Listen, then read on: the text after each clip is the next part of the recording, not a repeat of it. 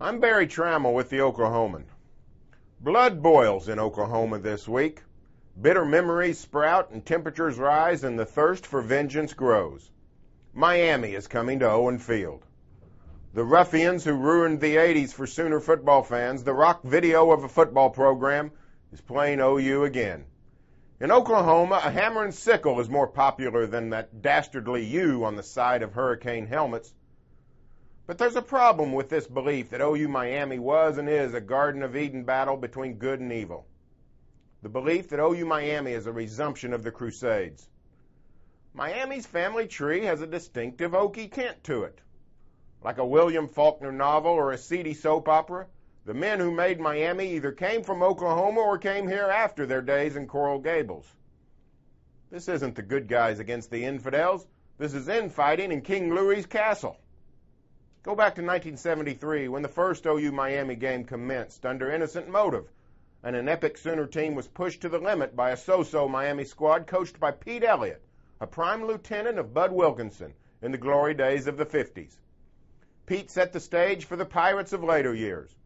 Howard Schnellenberger coached Miami's first national title, and who knew that he one day would be summoned to lead the Sooners? Of course, the Colonel had no more business coaching Oklahoma than he did waxing wise on hee-haw, but Sooner sanity was in short supply in the 90s. Personally, I loved Howard. He never once disappointed me when I went looking for a story. Puffing on that pipe, he regaled us with tales of Bear Bryant and Blanton Collier and Joe Namath and Jim Kelly and Bernie Kosar. Unfortunately, other details evaded Schnellenberger, like how to beat Kansas or score on OSU. Jimmy Johnson followed Schnellenberger and became the quintessential Miami coach, brash and successful and lover of the sea air.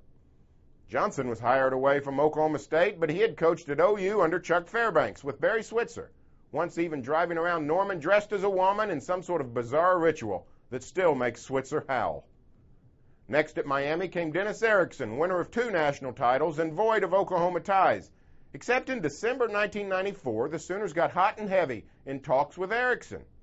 My, how OU history would have changed if Erickson, a little shady but a big winner at every college stop, had selected the Sooners.